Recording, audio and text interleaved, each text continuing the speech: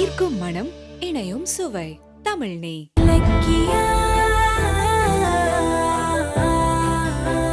கௌதம் எந்த வேலை செஞ்சாலும் அந்த வேலைக்கு இடையூறா எஸ்எஸ்கே வந்து நிக்கிறதால கௌதமால ஒண்ணுமே பண்ண முடியல.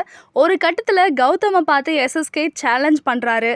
என் காலில் விழுகிறத தவிர உனக்கு வேற வழியே இல்லை அப்படின்னு சொல்ல, திரும்பவும் உன்னை தோக்கடிச்சு பிஸ்னஸ்ல நான் வின் பண்ணுவேன் அப்படின்னு கௌதம் அவரோட சூழ்நிலையை சொல்லிட்டு வார்னிங் கொடுத்துட்டு கிளம்புறாரு.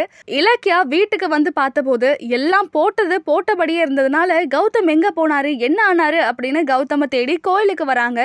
கோயில்ல கௌதம் ரொம்ப கோபமா இருக்கிறத பார்த்துட்டு என்னாச்சு ஏதாச்சு அப்படின்னு இலக்கியா கௌதம் கிட்ட விசாரிக்க ஆரம்பிக்கிறாங்க. திரும்பவும் கௌதமோட தொழில் வளர்ச்சியில இலக்கியா என்ன மாதிரியான பங்கு எடுத்துக்கிட்டாங்க, பிசினஸ்ல திரும்பவும் கௌதம்னால ஜெயிக்க முடிஞ்சதா அப்படிங்கறத வரக்கூடிய எபிசோட் பார்த்து தெரிஞ்சுக்கலாம். நீ என் கால்ல விழுந்து மன்னிப்பு கேட்டு என்கிட்ட சரண்டர் ஆகிறத தவிர வேற வழியே இல்ல. கம் ஆன் பாய், வா, கூடிய சீக்கிரம் நான் பிசினஸ் ஆரம்பிச்சு மறுபடியும் நம்பர் 1 இடத்தை பிடிப்பேன்டா. என்ன இது எல்லாம் அப்படி அப்படியே இருக்கு?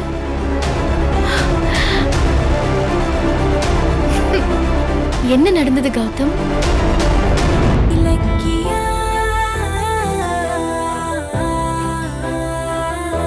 பிரியா, பிரேக்ஃபாஸ்ட் ரெடியா? 5 minutes. எனக்கு மீட்டிங்க்கு டைம் ஆச்சு, நான் கிளம்புறேன். 5 minutesல என்ன ஆக போகுது? பாய்.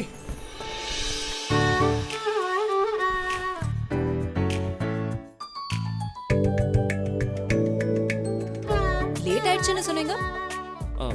5 minutesல என்ன ஆக போகுது? இல்ல? ஈர்க்கும் மனம், இணையும் சுவை. தமிழ் நீ. இந்த வீடியோ உங்களுக்கு பிடிச்சிருந்தா லைக் பண்ணுங்க, கமெண்ட் பண்ணுங்க அண்ட் ஷேர் பண்ணுங்க. மறக்காம சரிகமா டிவி ஷோஸ் தமிழை சப்ஸ்கிரைப் பண்ணுங்க.